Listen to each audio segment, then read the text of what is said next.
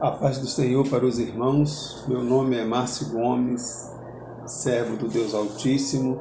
Eu gostaria de compartilhar a palavra do Senhor com os irmãos, que fica aqui no livro de Mateus, capítulo de número 4.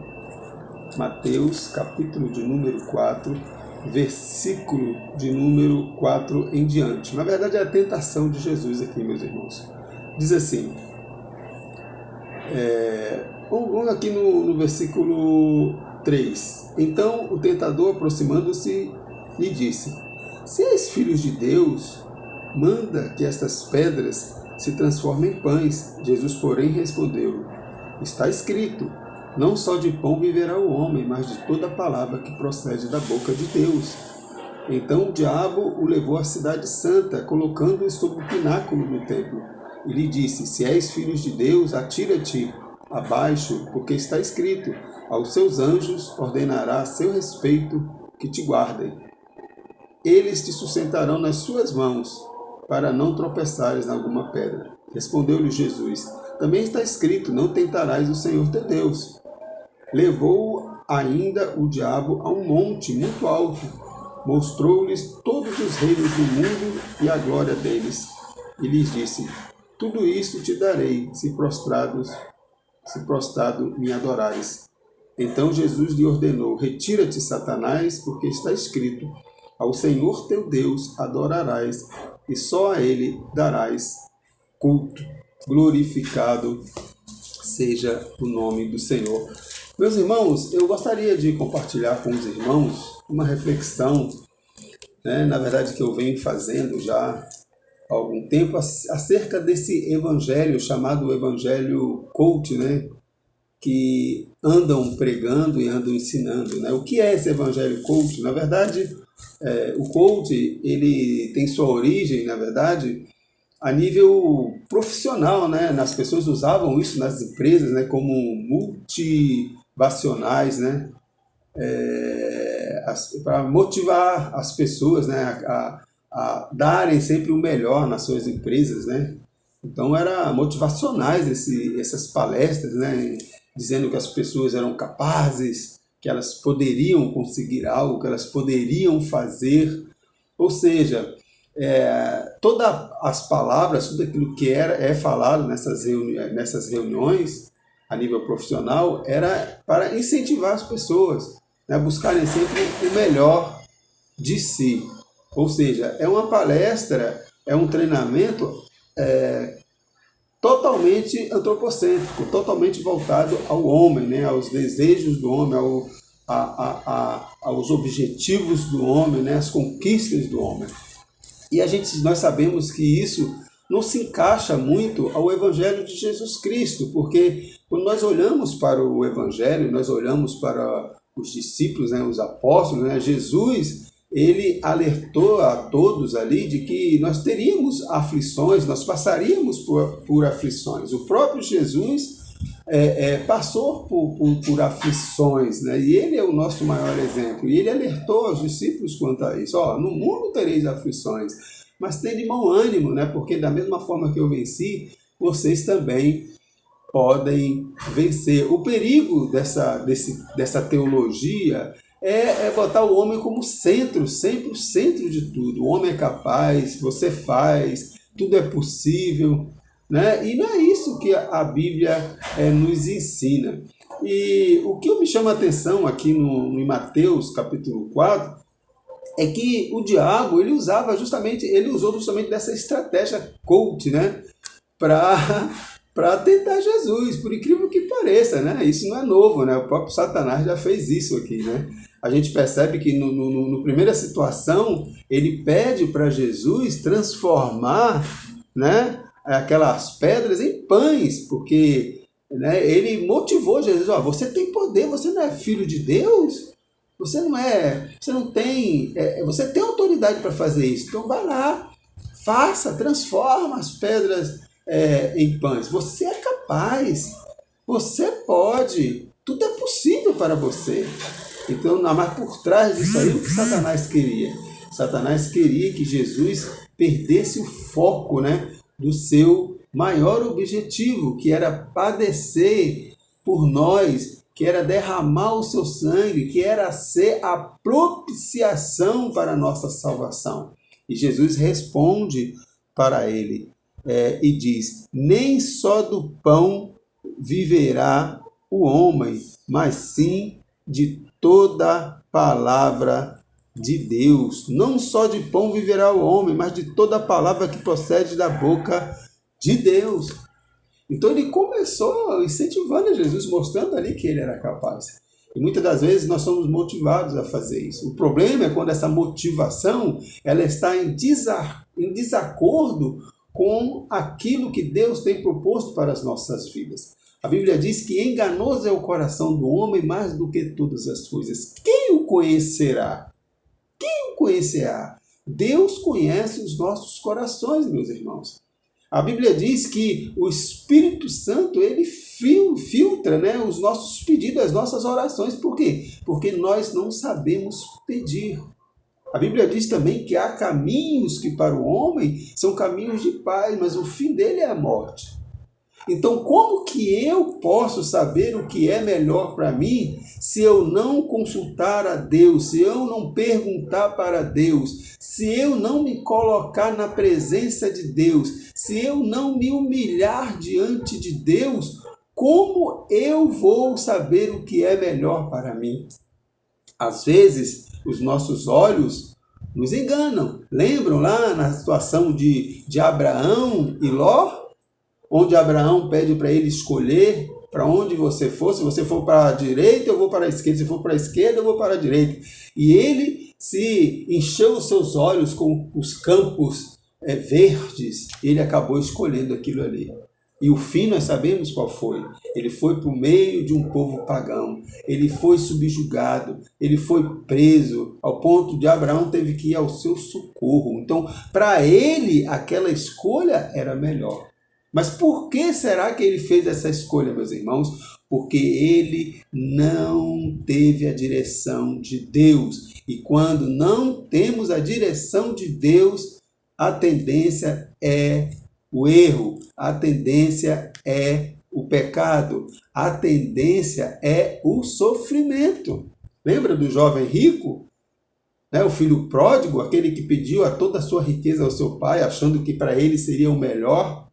Ele não estava satisfeito com o que ele tinha, mas ele queria mais, E o pai deu a riqueza para ele, deu a herança para ele. Ele foi lá, gastou com tudo, perdeu tudo. No início, ele achava que aquilo seria o melhor, mas aquilo foi a perdição para a vida dele. Mas sabe qual é a graça, sabe qual é a maravilha disso tudo? É que mesmo diante dos nossos erros, mesmo diante das nossas pecaminosidades, mesmo diante da nossa infidelidade, Deus estará de braços abertos, nos esperando e pronto a nos perdoar. Por isso que a palavra de Deus diz: se o meu povo, que se chama pelo meu nome, se humilhar e orar e se converter dos seus maus caminhos, então eu ouvirei dos céus, perdoarei os seus pecados e sararei a sua terra. Nem só do pão viverá o homem, mas de toda a palavra de Deus, a obediência. E Satanás não ficou satisfeito com isso, ele continuou com a sua teologia coach, continuou incentivando Jesus, tentando motivar Jesus aos caminhos tortuosos, porque é isso que Satanás faz. Então, versículo 5, então o diabo levou a cidade santa, colocou-o sobre o pináculo do templo e lhe disse: se és filho de Deus, atira-te abaixo, porque está escrito: aos seus anjos ordenará a teu respeito que te guardem, e eles te sustentarão nas suas mãos para não tropeçares em alguma pedra. Respondeu-lhe Jesus: também está escrito: não tentarás o Senhor seu Deus. Muitas das vezes nós queremos desafiar Deus. Nós vemos aí nessa pandemia pessoas que não querem usar máscaras, pessoas que não querem se proteger porque dizem: não, eu tenho fé, e ainda questionam aqueles crentes sensatos que usam máscaras, que se protegem, porque chegam a dizer que é porque não tem fé. Mas é falta de conhecimento. A Bíblia diz: errais por não conhecer as Escrituras. Errais por não conhecer as Escrituras. Então, ele o que Satanás fez? Vai, se joga. Mais uma vez, Satanás ele foi o potencial, dizendo para Jesus a potencialidade que ele tinha. Faça isso, se joga, desafia Deus. E Jesus diz para ele, não tentarás o Senhor, seu Deus. Muitas das vezes nós queremos desafiar Deus, meus irmãos. E nós temos que entregar a nossa vida nas mãos do Senhor, confiar nele e o mais ele fará. E Satanás não ficou satisfeito, versículo 7. Respondendo Jesus, também está escrito, não tentarás o Senhor teu Deus. Versículo 8. Levou ainda o diabo a um monte muito alto, mostrou-lhe todos os reinos do mundo, glória deles, e lhe disse, tudo isso te darei se prostrados me adorares. Então Jesus lhe ordenou, retira-te, Satanás, porque está escrito, ao Senhor teu Deus adorarás e só a ele darás culto. Então Satanás oferece para ele toda a riqueza. Às vezes, meus irmãos, essa teologia coach nos oferece tudo aquilo que nós queremos. Posição, dinheiro, poder. Mas, na maioria das vezes, tudo isso nos distanciará de Deus. Porque os caminhos de Deus são caminhos de lutas, são caminhos de provas, são caminhos de renúncia, são caminhos de mortificação do velho homem e de um revestimento de um novo homem. Mas ele oferece aquilo que o homem quer, riquezas. Meus irmãos, eu costumo dizer, se Satanás foi capaz de usar dessas estratégias para tentar Jesus, quanto mais conosco. Às vezes nós achamos que esse é o caminho. Eu vou ter um melhor emprego, o maior salário, olha só que maravilha, vou ganhar tanto naquele trabalho. Mas para isso, por trás disso, eu vou ter que largar as coisas de Deus. Eu vou ter que priorizar mais ao trabalho do que as coisas de Deus. E isso acaba nos levando à morte, né? A Bíblia chama isso de caminhos de morte. Então o diabo, meus irmãos, ele foi o primeiro a usar dessa tática, né? Dessa teologia coach. Veja bem, a Bíblia também é motivacional. Ela nos incentiva sempre a buscar a presença de Deus. Por isso que lá em Mateus capítulo 6 vai dizer, buscai primeiro o reino de Deus e a sua justiça, e todas as coisas vos serão acrescentadas. É um incentivo, a palavra de Deus nos incentiva sempre a obedecer, nos chama a atenção a obediência, porque quando nós obedecemos a palavra de Deus, todas as coisas vos serão acrescentadas. Não andeis ansiosos por coisa alguma, antes sejam conhecidas vossas petições em orações e ação de graça, e o Deus da paz, que excede todo entendimento, guardará o vosso coração e a vossa mente em Cristo Jesus. Não andeis ansiosos. Está vendo as aves do campo? Está vendo os lírios do campo? Elas não fiam. Está vendo as aves? Pois Deus as alimenta. Se Deus alimenta as aves, se Deus fez os lírios do campo, né, na sua belíssima, que nem Salomão se vestiu melhor do que elas, diz a palavra de Deus, quanto mais a vós, que sois filhos de Deus, não andeis ansiosos por coisa alguma. Meus irmãos, lá em Jeremias 29, versículo 11 ao 13, diz assim, porque eu bem sei o pensamento que tem a vosso respeito, diz o Senhor, pensamento de paz e não de mal, para vos dar o fim que esperais. Então me invocareis, ireis e orareis a mim, e eu vos ouvireis. Buscar-me-eis e me achareis, quando me buscareis de todo o vosso coração. Lá em 2 Pedro, capítulo 1, versículo 10 e 11. Portanto, irmãos, procurai fazer cada vez mais firme a vossa vocação e eleição, porque fazendo isso nunca, jamais tropeçareis, porque assim vos será amplamente concedida a entrada no reino eterno de nosso Senhor e Salvador Jesus Cristo. É o reino eterno, é isso que Deus nos oferece como recompensa. É por isso que Paulo fala lá em 2 Coríntios 4, 17 e 18, né? Porque a minha leve e momentânea tribulação produz para mim um peso eterno de glória muito excelente, não atentando nós nas coisas que se veem, mas nas coisas que não se veem, porque as que se veem são temporais, as que não se veem são eternas. As que se veem, meus irmãos, os nossos projetos, né? As nossas buscas humanas, elas são temporais, é para aqui, para a terra. Nosso trabalho, né? As nossas formações ficam aqui, mas as coisas espirituais, elas permanecerão, porque a promessa de Deus para nós não é aqui nessa terra, é no céu. Lá em Filipenses 4, versículo 12 e 13, diz assim, ó: sei o que é passar necessidade e sei o que é ter fartura, diz o apóstolo Paulo. Aprendi o segredo de viver contente em toda e qualquer situação, seja bem alimentado, seja com fome, tendo muito ou passando necessidade. Mas diz ele, tudo posso naquele que me fortalece. Quando os seus planos, os seus projetos estão de acordo com aquilo que Deus tem proposto para você, com certeza você vai ser abençoado.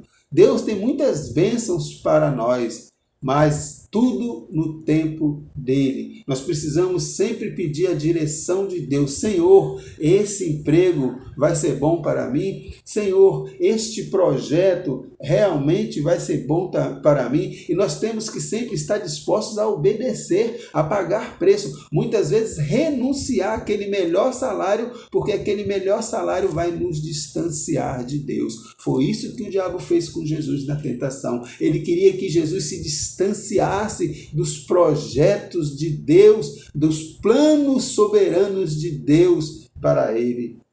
Ele queria tirar o foco de Jesus, e é isso que o diabo faz. O diabo, meus irmãos, ele não vem chifrudo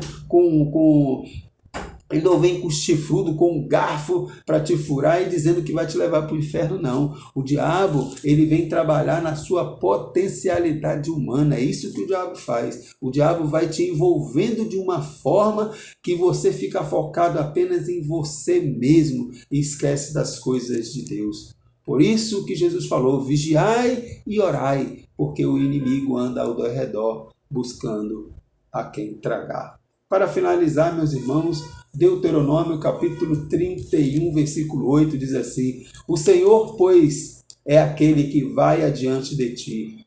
Ele será contigo, não te deixará, não te desamparará. Não temas, nem te espantes. Glorificado seja o nome do Senhor. Que a graça do nosso Senhor Jesus Cristo, o amor de Deus e as doces consolações do Espírito Santo estejam com todos nós, todos os dias das nossas vidas. Em nome de Jesus. Amém.